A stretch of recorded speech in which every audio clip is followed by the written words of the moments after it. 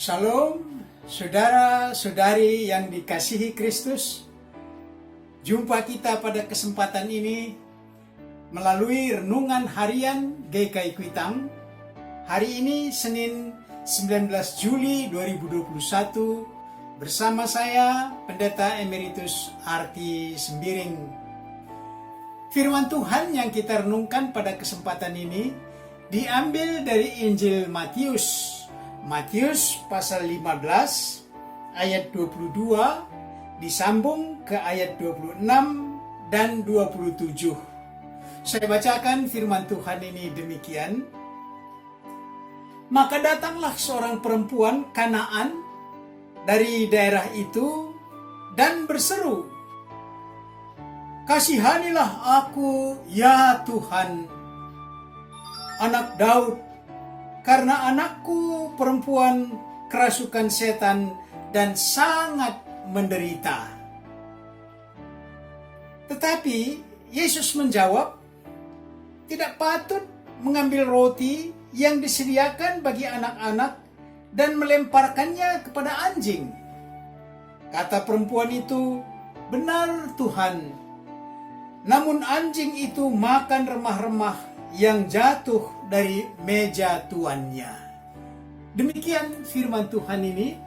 Berbahagialah orang yang mendengar firman Tuhan dan yang tekun melaksanakannya. Amin.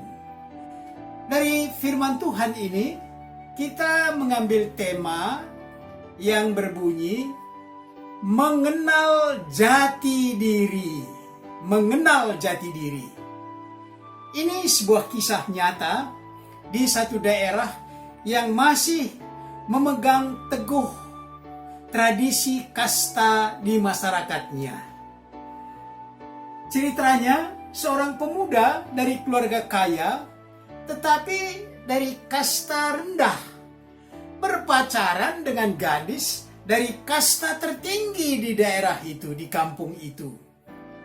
Orang tua dari keluarga gadis itu malu sekali dan dinasihati anaknya agar memutus tali cinta mereka dengan pesan, "Anakku, kenal dan hargai jati dirimu." Akhirnya si pemuda itu membawa lari anak gadis itu dan mereka bersembunyi jauh dari desa mereka. Ternyata orang tua dari gadis itu mengetahui tempat di mana mereka bersembunyi. Dan dia membawa beberapa orang dari kampungnya menangkap anak perempuannya dan membawa ke kampungnya mengadu ke perangkat desa. Dan orang tua pemuda itu kena didenda dengan alasan tidak tahu jati diri. Dan anak gadis itu tidak jadi menikah dengan pemuda itu walaupun sudah saling mencintai.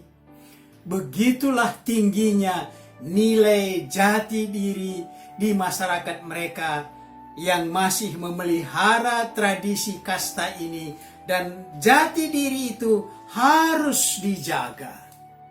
Saudara-saudari yang dikasihi Kristus, melalui firman Tuhan dari Matius 25 ayat 22 dan disambung ke ayat 26 dan 27, kita mencoba memahami jati diri kita yang sejati, yaitu jati diri kita di hadapan Tuhan, bukan di hadapan sesama, bukan karena adat tradisi, tetapi di hadapan Tuhan.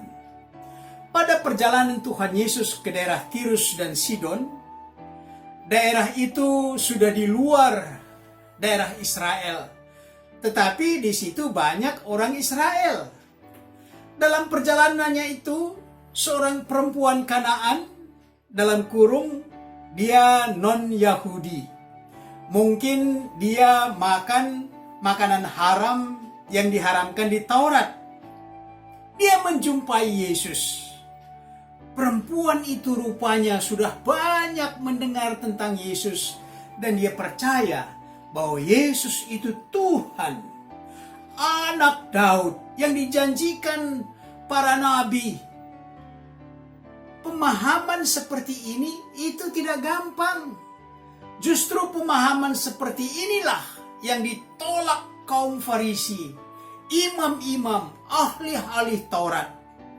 Tetapi perempuan ini beruntung sekali. Dia bisa berjumpa dengan Yesus yang dia yakini anak Daud, Mesias, Juru Selamat, dengan satu beban yang berat yang dia tanggung, yang dia alami, yaitu anak perempuannya kerasukan setan dan sangat menderita. Perjumpaan itu menjadi satu kesempatan perempuan ini menyampaikan permohonannya dengan penuh iman, dan dia berteriak, "Kasihanilah aku ya Tuhan anak Daud. Kasihanilah aku ya Tuhan anak Daud." Di sepanjang perjalanan itu, murid-murid Yesus berkata supaya Yesus menyuruh pergi perempuan itu. Yesus berkata kepada ibu itu, dia katakan, "Aku diutus hanya kepada domba-domba yang hilang dari umat Israel." Tetapi perempuan berkata kepadanya, tetap saja dia memohon, "Tuhan, kasihanilah aku. Tuhan, kasihanilah aku." Yesus berpaling lagi kepadanya dan menjawab dengan tegas, "Tidak patut mengambil roti yang disediakan bagi anak-anak dan melemparkannya kepada anjing." Tetapi perempuan itu memohon dengan berkata, "Benar Tuhan, benar Tuhan. Namun anjing itu biarlah makan remah-remah yang jatuh dari meja tuannya." Saudara-saudari, seperti pantun yang bersambut antara yang dikemukakan oleh Tuhan Yesus dan pendapat perempuan itu, seperti pantun yang bersambut, masing-masing mengemukakan jati diri mereka, tugas Tuhan Yesus, dan perempuan itu mengatakan, "Ya Tuhan, anjing patut makan juga remah-remah yang jatuh dari meja tuannya." Akhirnya Yesus tertegun bahwa perempuan itu seorang yang tangguh, teruji, tidak menyerah dalam iman. Dia tahu jati dirinya di hadapan Tuhan. Orang yang tak bernilai apa-apa, itu dipahaminya dirinya di hadapan Tuhan. Dia tidak keberatan dan tidak marah. Dianggap kafir, dianggap najis, nilainya setara dengan anjing di hadapan Tuhan. Begitulah dia menemukan dirinya, menemukan jati dirinya yang sejati di hadapan Tuhan. Harga dirinya direndahkan, terhina, tetapi itu diakuinya di hadapan Tuhan. "Itulah saya Tuhan, kasihanilah saya." Perendahan dirinya itu juga didengar oleh banyak orang, di depan banyak orang. Menjadi satu kesaksian didengarkan oleh orang lain. Semua itu menunjukkan keteguhan imannya. Akhirnya oleh imannya itu dia mendapat keselamatan yang tak ternilai harganya. Anaknya sembuh, dijamah oleh Yesus karena Yesus mengatakan, "Hei ibu, besar imanmu, maka jadilah seperti yang kau kehendaki." Anaknya itu sembuh.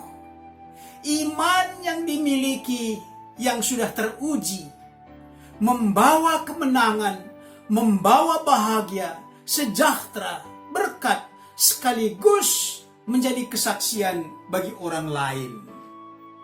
Mari saudara-saudari, sekarang kita bercermin dengan tema mengenal jati diri dalam renungan yang kita renungkan ini dengan pokok sebagai berikut.